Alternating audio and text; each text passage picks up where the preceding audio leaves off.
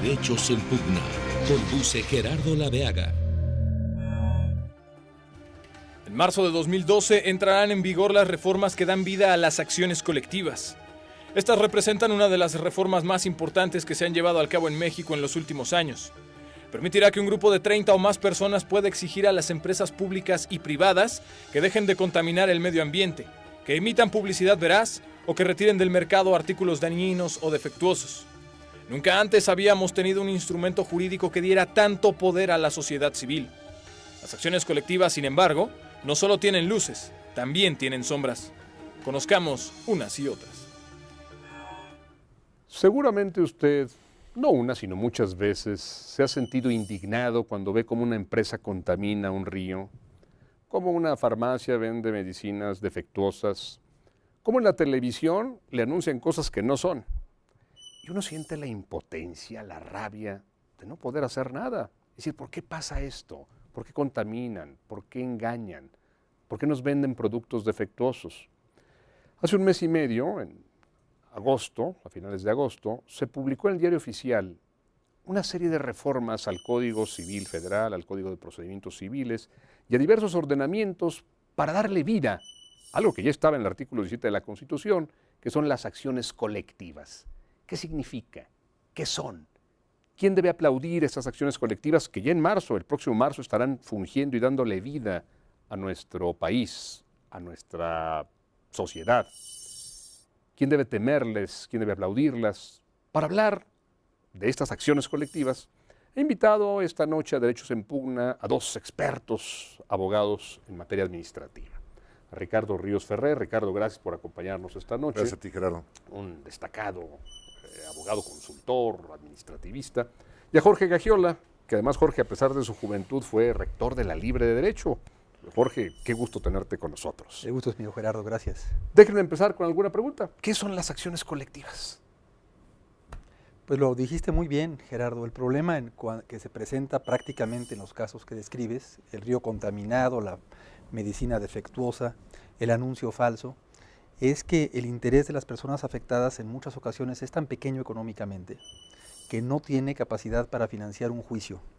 El juicio le resulta caro para obtener un provecho que pudiera ser pequeño. Quizás en cierto caso le cambiarían la medicina buena por la mala y eso le implicaría gastar mucho dinero para tener un beneficio muy pequeño. Tendría que ser un juicio gigantesco. Señor, ganó usted el juicio después de 3 años, tenga su medicina nueva. Tenga su medicina y le vamos a dar 1,000 pesos de la consulta del doctor. ¿Las acciones colectivas cambian esto? Lo cambian sensiblemente porque como ahora la demanda ya va a tramitarse para el conjunto de personas que sufren la misma afectación, entonces se hace un solo juicio para todas ellas, los costos se distribuyen entre todas ellas, y entonces ese incentivo negativo que hay para no litigar desaparece, por una parte.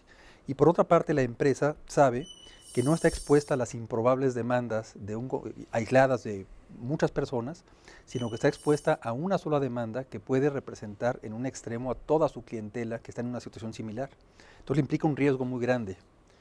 Entre otras cosas, tiene que fijarse mucho más en cómo está fabricando sus medicinas, cómo está contaminando los ríos o anunciando sus productos, porque la amenaza que enfrenta en caso de hacerlo mal es ahora real y mucho mayor. Tiene una definición para que el público entienda qué es la acción colectiva, Ricardo. ¿Qué habría que añadir a lo que dice Jorge? Mira, a mí me parece que la acción colectiva es una herramienta de acceso a la justicia.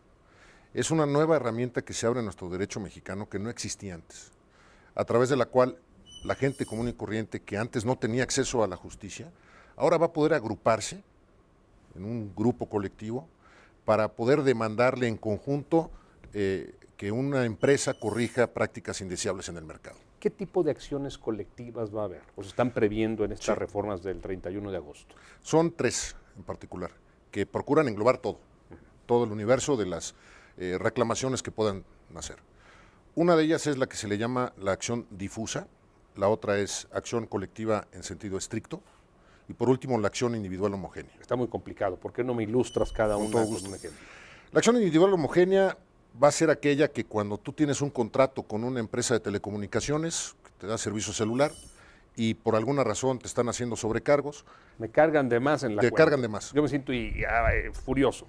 Todos esos usuarios van a poder acudir al tribunal. Todos los usuarios se juntan y venimos a demandar a la compañía. Correcto.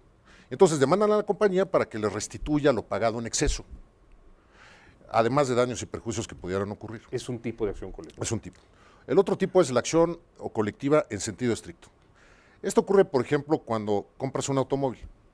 Vas a la distribuidora, compras el automóvil, pero la armadora que construyó el automóvil tiene una relación contigo, una relación de garantía. Tu coche debe estar libre de defectos.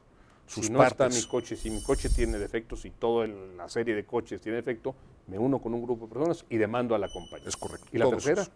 La tercera es la difusa.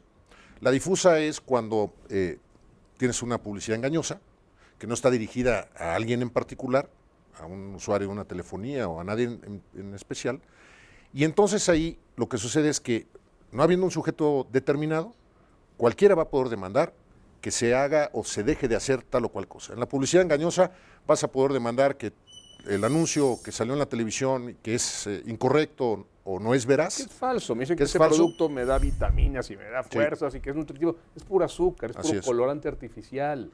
Me están engañando, yo me siento agredido. Ahí vas a poder obligar a esa empresa a reconocer la falsedad en la que incurrió y a que ya no siga diciendo esa falsedad, para que se conduzca con verdad. Ahora, Jorge, ¿quiénes pueden promover estas acciones? Porque decimos, bueno, toda la gente en general, pero toda la gente que yo me uno con mis dos amigos, nosotros tres vamos a presentar. ¿Quién puede y quién no puede según estas reformas? En términos prácticos, cualquier persona puede hacerlo si tiene el respaldo o la representación de cuando menos un grupo de 30 personas. 30 personas que se unen Sí, pueden promover hacerlo la acción. sin ningún problema. 29 no podrían, pero 30 sí pueden hacerlo. ¿Quién más? Exactamente. Lo puede hacer también autoridades públicas, como es el caso de la Procuraduría Federal de Protección al Consumidor, Conducef en temas de servicios financieros, COFECO en materia de competencia económica, y muy particularmente asociaciones especializadas que aquí se están previendo en la ley y están regulando también, que se dediquen profesionalmente a identificar casos de violación y a representar a los colectivos afectados. ¿Ante quién se promueve esta acción? Necesariamente ante jueces federales. Es importante decir que los mecanismos anteriormente existentes para proteger estas situaciones se mantienen vivos, se mantienen en vigor. Es decir, si hay recursos en Profeco, quejas en Profeco para reclamar ese coche mal armado a que hacía referencia Ricardo, eso se mantiene, eso no cambia. O si tienes una acción popular ante Profepa, para la Procuraduría de Protección al Ambiente, para denunciar una irregularidad ambiental, eso se mantiene, todo eso se mantiene como estaba. Entonces se suma una nueva opción a las personas que consiste en ir directamente al Poder Judicial Federal, tiene que ser el Poder Judicial Federal según la Constitución, no los locales. Claro.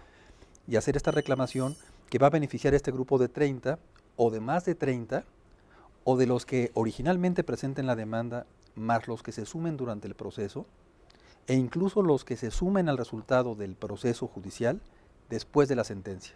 Eso quiere decir que ahora tenemos las personas mucho más oportunidades de defendernos al iniciar el juicio, durante el proceso y cuando hay una sentencia. Déjame tratar de a ver si entendí bien. Yo de pronto junto a 30 personas y digo, ese anuncio en la televisión me está engañando a mí y a toda la gente. Y lo que yo exijo es que me indemnicen a mí o que retiren el anuncio o que expliquen que es una falsedad. ¿Qué es lo que yo debo exigirle al juez federal? Es correcto. Lo explicó muy bien Ricardo. En el caso de las acciones difusas, esa especie particular, lo que tienes que lograr es que se cese la acción. Y en ese caso no tiene mucho sentido que se vayan sumando los interesados, porque el efecto se va a dar para todos en forma general. Cuando cesa una publicidad, por ejemplo, o cuando deja de hacerse un daño ambiental, el efecto se da a toda la población, a los que demandaron, a los que no demandaron. No hay necesidad de sumarse. Más bien hay necesidad de sumarse a la acción. Cuando unos pocos lo que están reclamando es un resarcimiento de daño. Ricardo decía, compras algo y está mal, quiero que me regresen mi dinero y que me cubran mis daños y perjuicios. Jorge, vamos a seguir hablando de esto después de un breve corte,